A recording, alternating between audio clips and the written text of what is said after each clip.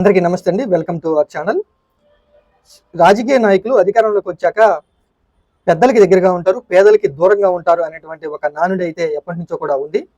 ఇప్పుడు అవే మాటలు తెలంగాణ రాష్ట్రంలో నిజమైనటువంటి సందర్భాలు ఉన్నాయి కాబట్టి నేను ఈ వీడియో చేయాలనుకుంటున్నాను. దానికి సంబంధించి కొన్ని ఉదాహరణలు అయితే చెప్తాను. తెలంగాణ రాష్ట్రంలో గత కొన్ని రోజుల నుంచి ప్రధానంగా 3 సమస్యల మీద పెద్ద ఎత్తున కూడా చర్చ అయితే జరిగింది. ముందుగా సినీ కార్మికులు మాకు జీతాలు పెంచాలి అంటూ కూడా ధర్నాలు అయితే చేయడం జరిగింది. వారు షూటింగ్లకు వెళ్ళమంటూ నిర్ణయం తీసుకోవడం జరిగింది. షూటింగ్లు అయితే మొత్తం ఆగిపోవడం జరిగింది.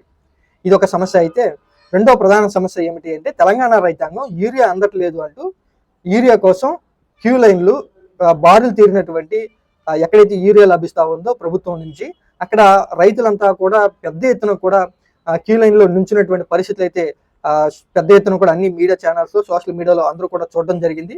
ఇక లైన్లో నుంచోలేనటువంటి రైతులేమో పాస్ పుస్తకాలు లేదా వారు వేసుకున్నటువంటి చెప్పులు లైన్లో నుంచుని వారు నుంచోవలసిన స్థానాల్లో పాస్ పుస్తకాలను చెప్పులు నుంచోబెట్టి మాకు యూరియా కట్ట ఎప్పుడు అందుతుందా అంటూ చాలా మంది కూడా ఎదురు చూడడం జరిగింది. ఇక కొంతమంది రైతులేమో ప్రభుత్వ అధికారుల మీదే తిరగబడడం జరిగింది, రాళ్ళు ఇచ్చడం జరిగింది. ప్రభుత్వ అధికారులకు సంబంధించి వారి కాళ్ళు కూడా పట్టుకుని మాకు యూరియా అందట్లేదు, మాకు యూరియా కట్టన్న ఇవ్వండి అంటూ కూడా తెలంగాణ రైతాంగం ప్రభుత్వ అధికారులను వేడుకున్నటువంటి సంఘటనలు అయితే మనం చాలా సోషల్ మీడియాలో చూడడం జరిగింది. ఇక మూడో ప్రధాన సమస్య ఏమిటి అంటే తెలంగాణలో ఉన్నటువంటి గురుకుల విద్యార్థులు ఫుడ్ పాయిజన్ అయ్యి చాలా మంది హాస్పిటల్లో చేరుతున్నటువంటి వరుస ఘటనలన్నీ జరగడం మూడో ప్రధాన సమస్య. గురుకుల చదువుకున్నటువంటి విద్యార్థులు వసతులు బాగోవట్లేదు అంటూ కూడా రోడ్ల మీదకి వచ్చి ధర్నాలు చేయటం, మాకు పెడుతున్నటువంటి భోజనం సరిగ్గా ఉండట్లేదు, నాణ్యత సరిగ్గా ఉండట్లేదు, రుచి ఉండట్లేదు, శుచి ఉండట్లేదు అంటూ కూడా రోడ్ల మీదకి వచ్చి ధర్నాలు చేసి ప్రభుత్వ అధికారులు ప్రభుత్వ పెద్దలు మాకు పరిష్కారం చూపండి అంటూ చదువుకోవాల్సినటువంటి విద్యార్థులు రోడ్లు ఎక్కి ధర్నాలు చేసినటువంటి పరిస్థితి కొన్ని రోజుల నుంచి కూడా తెలంగాణలో చూడడం జరిగింది. ఈ 3 ప్రధాన సమస్యలు, 1 సినీ కార్మికుల ధర్నా, 2 రైతుల యూరియా కొరత, 3 గురుకులలో చదువుకున్నటువంటి విద్యార్థుల యొక్క ధర్నాలు.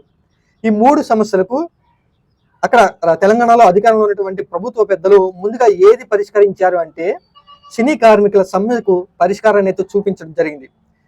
ఇక సినీ కార్మికులు ధర్నా చేస్తే నష్టం ఎవరికయ్యా అంటే సినిమాలు తీసినటువంటి డబ్బులు ఉన్నటువంటి బడా నిర్మాతలకు నష్టం. ఎందుకంటే సినిమా ఆగిపోతే డబ్బులు తీసుకొచ్చి వాళ్ళు ఖర్చు చేస్తూ వారి షూటింగ్లు అనేది ఆగిపోతాయి కాబట్టి కొంత ఆర్థిక భారం జరుగుతూ ఉంది. కాబట్టి ముందుగా సినీ పెద్దలు అయితే హుటాహుటిన సినీ కార్మికులతో చర్చలు జరపడం జరిగింది. సినీ కార్మికులు మేము ఎట్టి పరిస్థితుల్లో కూడా మాకు జీతాలు పెంచకపోతే మేము షూటింగ్లకు రాము అంటూ కూడా కరాఖండిగా చెప్పడంతో సినీ పెద్దలంతా కూడా నిర్మాతలంతా కూడా అక్కడ ప్రభుత్వంతో మాట్లాడడం జరిగింది. మీరే మా సమస్యకు పరిష్కారం చూపాలంటూ కూడా మధ్యవర్తిగా ఉండాలంటూ సినీ పెద్దలంతా కూడా ప్రభుత్వంతో చర్చలు జరపడం జరిగింది. ఇక ప్రభుత్వ పెద్దలు కూడా సినీ కార్మికులతో నిర్మాతలతో విడివిడిగా చర్చలు జరిపి సినీ కార్మికులు ఆ సమ్మె నుండి విరమించుకునేలాగా ప్రభుత్వం అయితే చొరవ చూపడం జరిగింది. ఇక సినీ కార్మికులు మాకు న్యాయం జరిగింది, మేము సమ్మె నిర్వహిస్తున్నాము, సమ్మె విరమించుకుంటున్నాం, సినిమా షూటింగ్లు వస్తామంటూ కార్మికులు కూడా ప్రకటన విడుదల చేయడంతో సినిమా షూటింగ్లు అయితే జరుగుతున్నటువంటి పరిస్థితులు కనిపిస్తూ ఉన్నాయి. ఇక ఈ సినీ నిర్మాతలంతా ఎవరైతే వారికి ఆర్థిక నష్టం కలగకోకుండా ప్రభుత్వం చర్యలు తీసుకుందో అటువంటి బడా సినీ నిర్మాతలంతా నిన్నటి రోజున రేవంత్ రెడ్డి గారిని కలిసి మా సమస్యకు మీరు పరిష్కారం చూపించారు కాబట్టి మీకు మీకు మేము కృతజ్ఞులుగా ఉంటాము, అలాగే మీరు మా సమస్య పరిష్కారం చూపించారు కాబట్టి రేవంత్ రెడ్డి గారికి సినీ నిర్మాతలు కొన్ని పొగడ్తలు అయితే ఇవ్వడం జరిగింది. మీకు మేము రుణపడి ఉంటామనో లేదా ఇంకో రకంగానో రేవంత్ రెడ్డి గారి మీద సినీ నిర్మాతలు అయితే పొగడ్తలు అయితే గురిపించడం జరిగింది. ఇదే సందర్భంలో రేవంత్ రెడ్డి గారు కూడా సినీ నిర్మాతలకు ఆయన కలిసినటువంటి సినీ డైరెక్టర్లకు సున్నితంగా కొన్ని హెచ్చరికలు కూడా జారీ చేయడం జరిగింది. సినీ పరిశ్రమను కొంతమంది గుత్తాధిపత్యం చేస్తే బాగోదు, ప్రభుత్వం కూడా గట్టిగా మేము ఇక్కడి నుంచి ఉంటాము, చర్యలు తీసుకుంటాం, ఎవరో కూడా గుత్తాధిపత్యం చేయడానికి వీల్లేదంటూ కూడా చెప్తూనే తెలుగు సినీ పరిశ్రమను మీరంతా కూడా హాలీవుడ్ స్థాయికి తీసుకువెళ్ళాలి, ఆ యొక్క సినిమాలు అలా నిర్మించాలంటూ కూడా రేవంత్ రెడ్డి గారు కొన్ని సూచనలు అయితే చేయడం జరిగింది. మొత్తంగా నిన్నటి రోజున జరిగినటువంటి సినీ ప్రముఖుల భేటీతో రేవంత్ రెడ్డి గారి భేటీ అనేది ముఖ్యంగా రేవంత్ రెడ్డి గారికి అభినందనలు తెలపడానికి చేసినటువంటి సభ అనమాట. ఇక 2-3 సమస్యలు ఏమిటి? తెలంగాణ రైతులు యూరియా కొరత, గురుకుల విద్యార్థుల యొక్క మౌలిక వసతులకు సంబంధించి ఆహారానికి ఫుడ్ పాయిజన్కి సంబంధించి వారి సమస్యలు ఆ విధంగా ఉన్నాయి. ఈ విధంగా 3 సమస్యల్లో ప్రభుత్వం అనేది సినీ కార్మికులకు సంబంధించి సినీ పెద్దలకు సంబంధించిన సమస్య పరిష్కారాన్ని కనుగొనడంలో చొరవ తీసుకోవడం జరిగింది, ఫాస్ట్ గా ఆ సమస్యను పరిష్కరించడం జరిగింది. కానీ ఇక్కడ లక్షలాది మంది ఉన్నటువంటి రైతుల యూరియా కొరత సమస్యని ఎక్కడ కూడా ప్రభుత్వం సత్వరంగా అంటే ఫాస్ట్ గా సమస్యను పరిష్కరిద్దామని ఎక్కడ కూడా చొరవ తీసుకోలేదు, చొరవ తీసుకున్నటువంటి పరిస్థితులు కూడా కనిపించలేదు. ఎందుకంటే యూరియా అందకపోవడానికి, తెలంగాణ రైతాంగం యూరియాతో ఇబ్బందులు పడడానికి అక్కడ కేంద్రంలో ఉన్నటువంటి బీజేపీ పార్టీ పాలకులే ఈ విధంగా చేస్తా ఉన్నారు, రైతాంగం మీరే గమనించాలి అంటూ కాంగ్రెస్ ప్రభుత్వం కొంత నిస్సహాయతను అయితే వ్యక్తం చేయడం జరిగింది. ఇక్కడ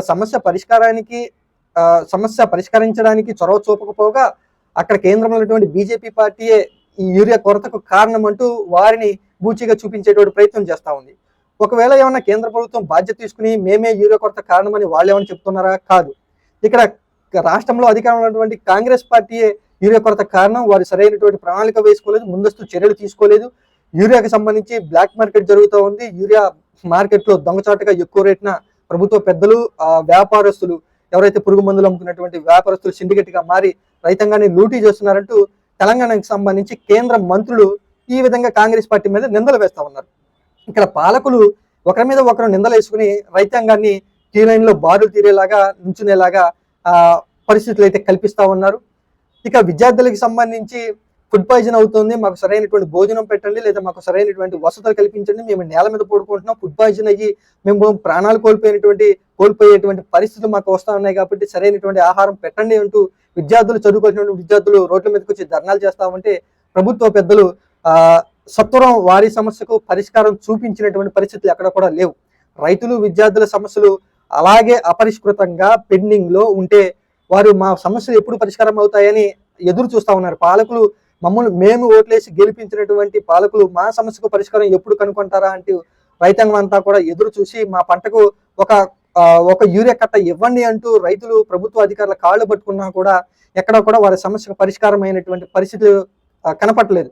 కానీ నిన్న మొన్న అంటే ఒక నెల రోజుల క్రితము మాకు జీతాలు పెంచండి, లేదా మాకు ఆర్థిక నష్టం కలుగుతూ ఉంది అని నిర్మాతలు ప్రభుత్వ పెద్దలను కలిసిన వెంటనే ప్రభుత్వం చొరవ తీసుకుని వారి సమస్యకు పరిష్కారం చూపించింది. కానీ రైతుల్ని, విద్యార్థుల్ని ప్రభుత్వం అయితే పక్కన పెట్టింది అనేటువంటి పరిస్థితులు అయితే కనిపిస్తూ ఉన్నాయి. కాబట్టి అధికారంలో ఉన్నటువంటి పాలకులు పెద్దలకు దగ్గరగా ఉంటారు, పేదలకి దూరంగా ఉంటారు అనేటువంటి మాటను ఇక్కడ తెలంగాణలో అధికారంలో ఉన్నటువంటి పాలకులు నిజం చేశారు. కాబట్టి ఈ వీడియోలో ఆ విషయాన్ని నేను చెప్పాలనుకుంటున్నాను.